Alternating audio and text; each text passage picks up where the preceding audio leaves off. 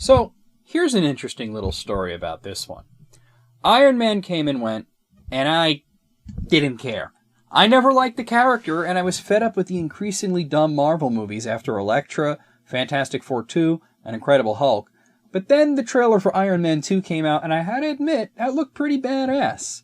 I wanted to see it. So I finally broke down and I got the first movie on DVD. And if you remember my review of the first Iron Man, I frickin' loved it. Great movie.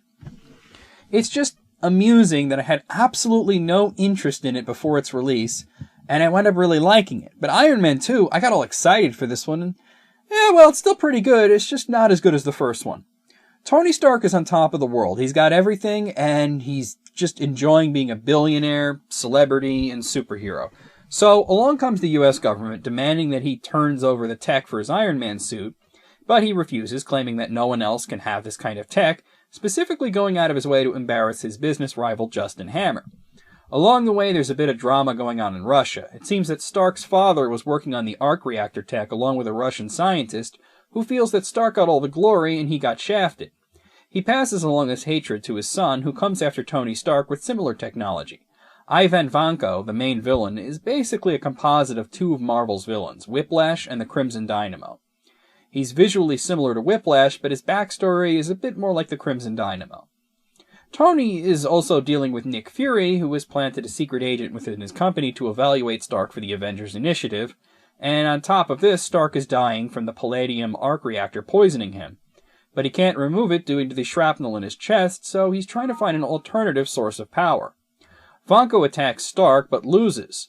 But Stark loses a lot of credibility since he just publicly claimed that there's no danger of technology like his falling into the wrong hands. And along comes a villain using similar tech shows up. The government is after his suits, and his buddy Rhodey, now played by Don Cheadle, is trying to protect him, but Stark acting like a drunken asshole doesn't do him any favors, and Rhodey steals one of the suits, and the government outfits him into the War Machine suit.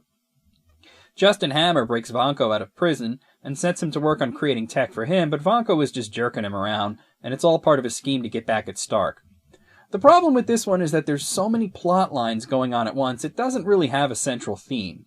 I love the sort of hate triangle between Stark, Vanko, and Hammer, but everything else seems extraneous. The government stuff is interesting in the beginning, but the plot comes and goes like an unwanted houseguest. The Avengers plotline is necessary to advance the overall plotline of the movie, but it doesn't do much for me as part of this movie.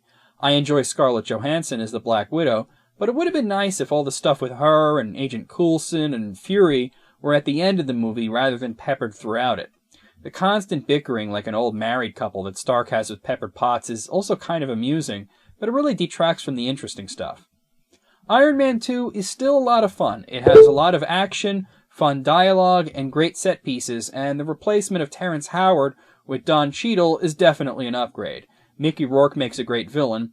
It just doesn't reach the heights of the first film, which was much more focused and concise, while this one is too much concerned with covering as much ground as possible. Still recommended. I'm going to give this one a 7 out of 10. It's good, it's just not great.